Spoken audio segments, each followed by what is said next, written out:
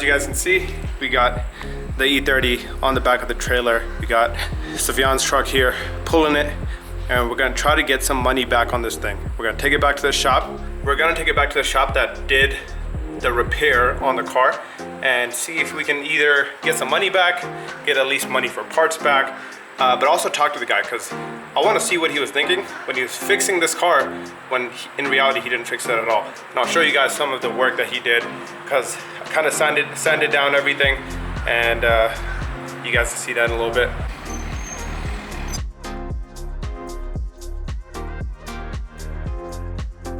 So after 2 whole hours of me arguing with the shop and a quarter of the amount of money back, we're taking this car home, and I'll show you guys exactly what we were kind of arguing about. One piece being right here, you can tell they didn't even try fixing it. Still rust, still fiberglass sitting there, but so many other areas on the car, but I'll show you guys when we get home. I mean, honestly, at least I got something out of it rather than nothing, but still very upset that this entire situation happened.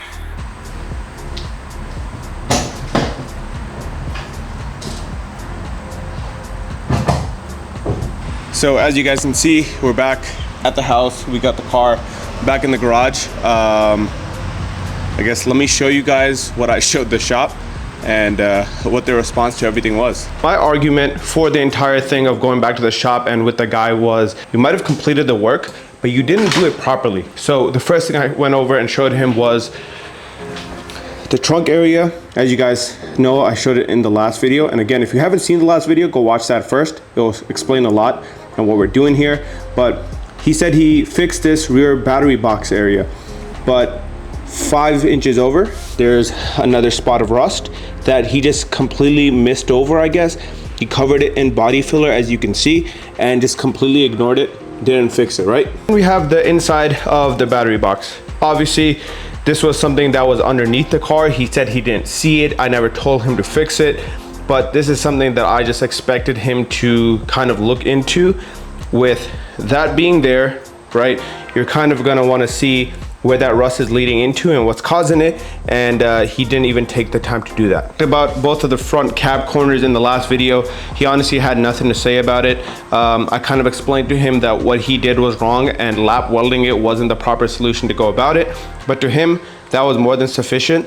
And he said, oh, every welder puts silicone and seam sealer on their welds and this and that, but I was just confused as to why he didn't cut out the original rust and just threw a crap ton of silicone and seam sealer on everything. So that was kind of my argument for these 2 areas.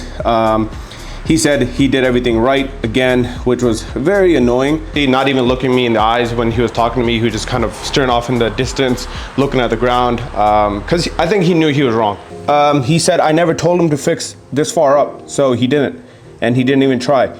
So then I pointed out that he didn't replace the jack point underneath the car, and he said he did, and I was like, clearly you didn't, because this is the old jack mount right here.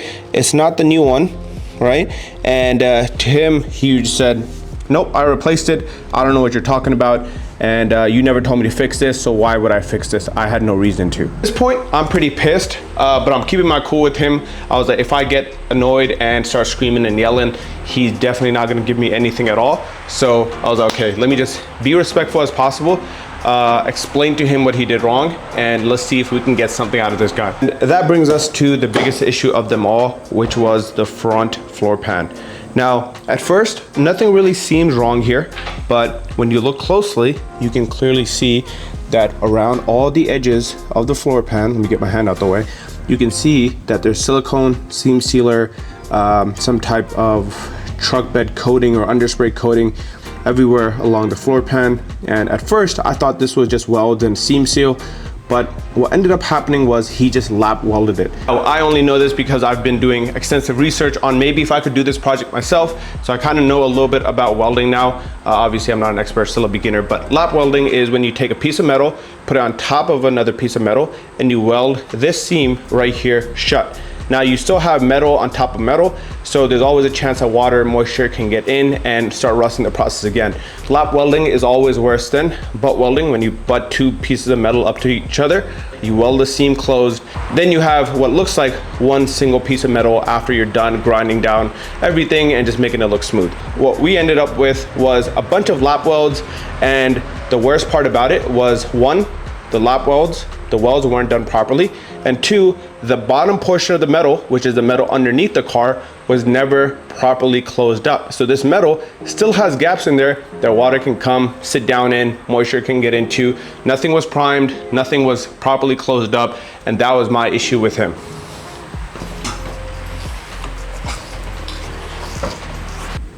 So we're underneath the car now. Now let me show you exactly what I'm talking about.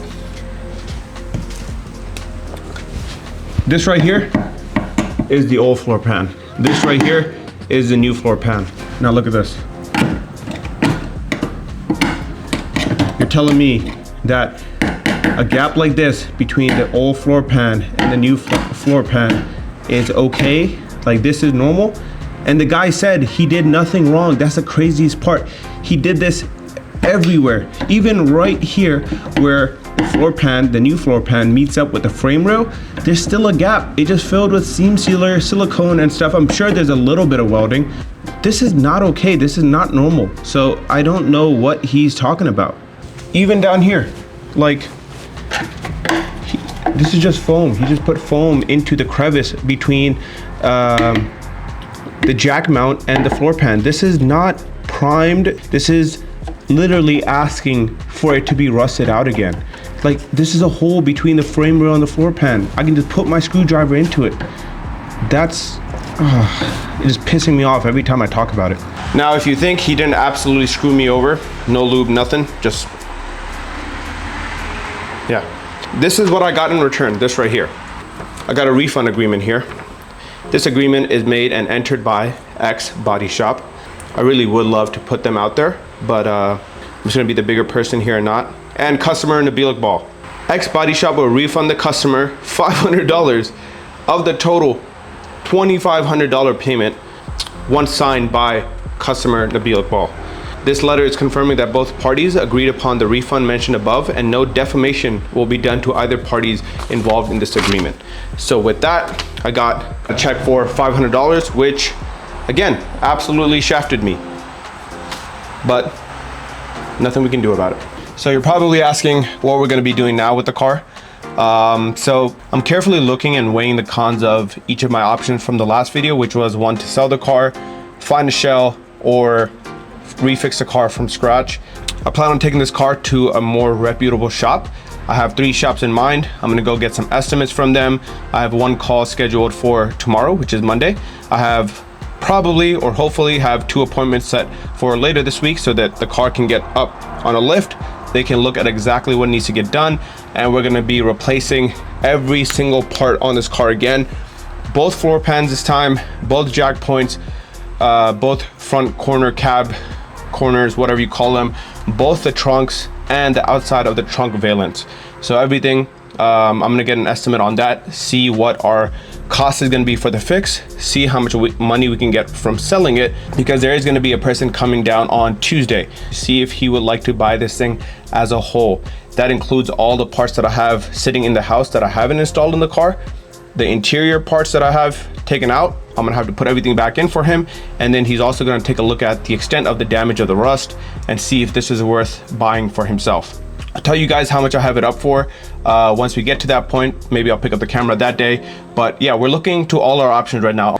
I'm looking into a shell. Can't really seem to find one just yet because 1, they're very expensive. I do find some, and 2, they're very far. So I need something kind of in the middle ground, which is decently cheap and then not too far so I can go pick it up. I'm looking at how much the rust repair is gonna cost if I do decide to fix it. And then I'm also looking at my options of selling the car, maybe breaking even on it, and seeing if I can get some money back on this entire project.